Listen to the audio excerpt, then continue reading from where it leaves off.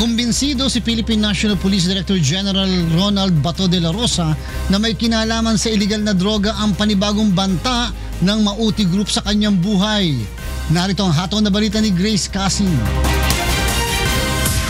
Dinitalya ni PNP Chief Director General Ronald de la Rosa ang umano'y tangkang pagpatay sa kanya ng Mauti Group. Nangyari ito noong January 25 nang dumalo siya bilang guest speaker sa isang event sa kanyang alma mater sa Mindanao State University sa Marawi City. Merong isa sa kanila babaril sa akin.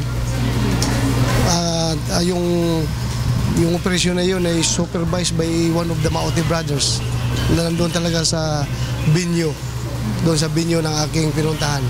Bukod sa pagbaril, plano rin umano ng mga grupo ang pagpapasabog sa kanyang sasakyan. Base doon sa assessment na yon ng nakarecover ng mga bomba doon sa loob ng campus. Di ba, may the following day may na-recover sila na IED doon sa loob mismo ng Emisio campus. Nakumpirma ang umano'y pagtatangka sa kanyang buhay nang maaresto ng mga otoridad ang isang Yemen Alonte na umano'y miyembro ng Mauti Group. Yung nanggagaling sa bibig mismo nung isang suspect na involved doon sa karnaping ng sasakyan na nabuhay, na hindi napatay. At yan yung kanilang in-interrogate.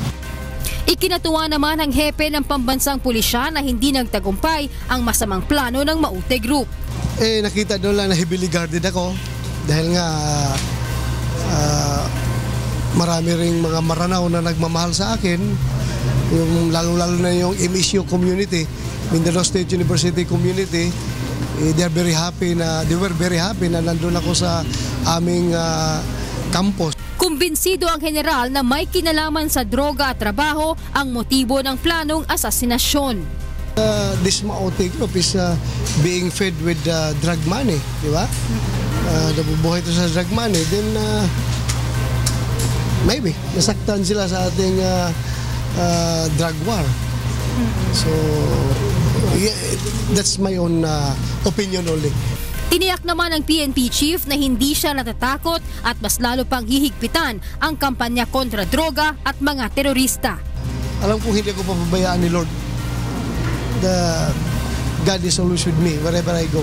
Grace Casin, UNTV News and Rescue, Camp Crame.